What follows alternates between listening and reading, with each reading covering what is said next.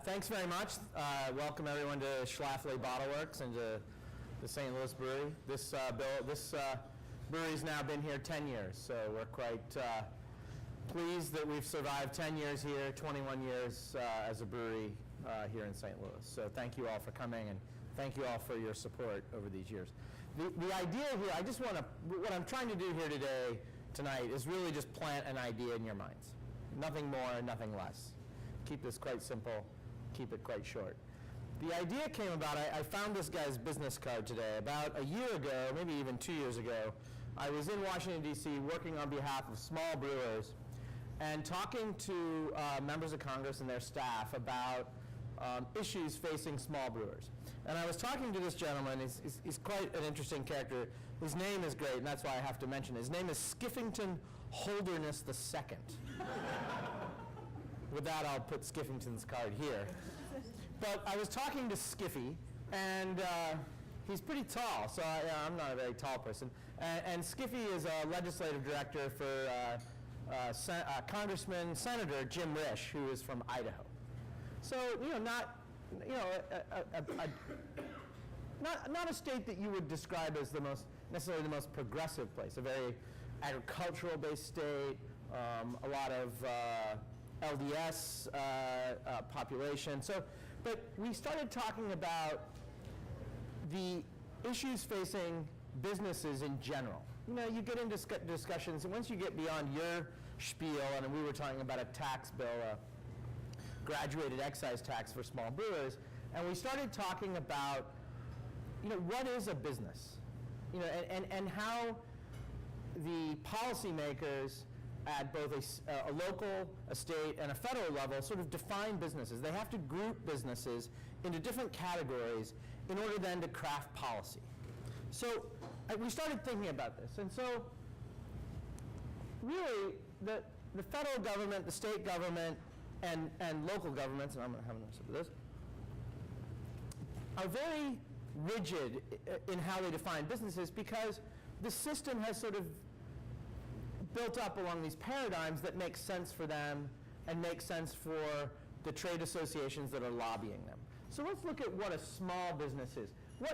When you think about a small business, it usually you think of the terminology is less than, right? A small business is less than. So sometimes it's less than 100 people.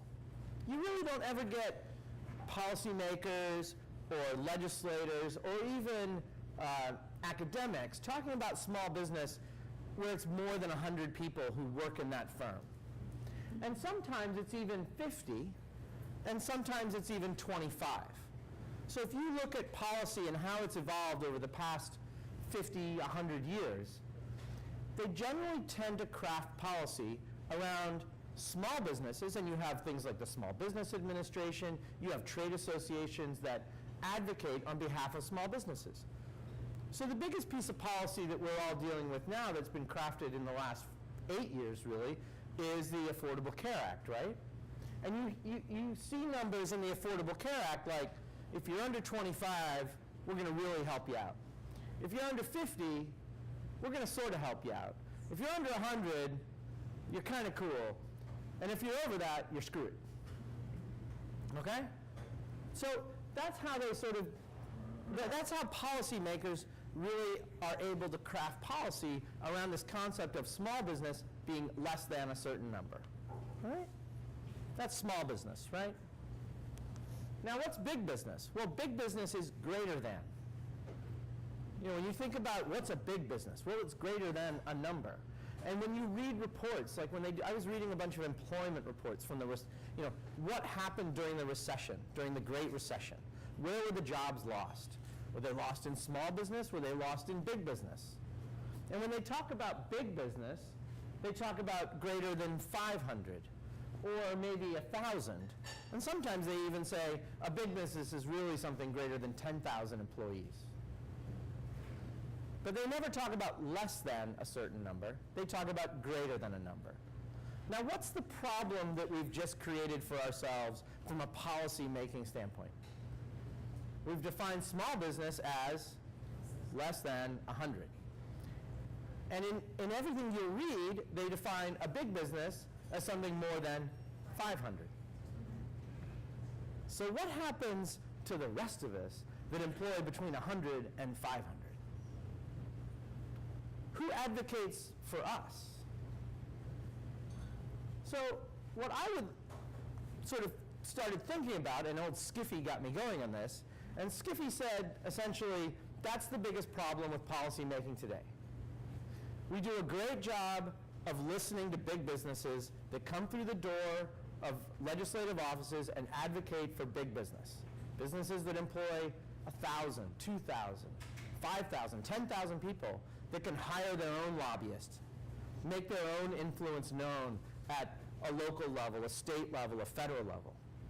And we do a pretty good job through collective associations of looking after small business, because every politician loves to talk about a small business.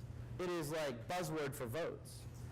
You know, if I support small business, that's the majority of my constituents by the research that I'm reading, so I'm going to get the votes. And I have to look after the big businesses because they're coming through the door, and essentially they're paying for my next campaign. Okay? So the problem is we aren't really focused on this group of businesses. They're the right business. This is where the majority of really well-paid jobs that offer room for career advancement and offer room for development can be found in the future. This is my sort of theory. I have nothing really to support this theory, but I'm going to work on it because I honestly believe that a right business is not less than a certain number, and it's not greater than a certain number. It's equal to a certain number. And it's between 100 and 500 employees in the firm. And why do I think that that's the right kind of business, the right number for business? Let's see if I have another slide. I don't. Because I haven't figured it out yet. But here are a couple of things to think about. Why is a business between 100 and 500 the perfect size business? Because you can connect. Exactly. Because you haven't gotten too big to lose sight of who your customers are. You haven't gotten too big to where all of a sudden now, okay, now when I think about who my customers are and what my customers need, I now have to turn to market research data and panels of people, panels of people I don't know, where it'll all be data-driven. When you're a right business, you still remember all of the people that first bought your product or your service. You're in touch with your community. You are about your community and the communities you do business in. And that's how you sustain a business and a community together. So what I'd like you to think about as you go forward is, okay, do I want to work in a small business? Which is great, but there's limitations in a small business as to what you can accomplish. Or do I want to work in a multinational big business that provides lots of resources, lots of certainty, maybe, maybe not. Maybe it provides career advancement. There's ways to move up in a big business.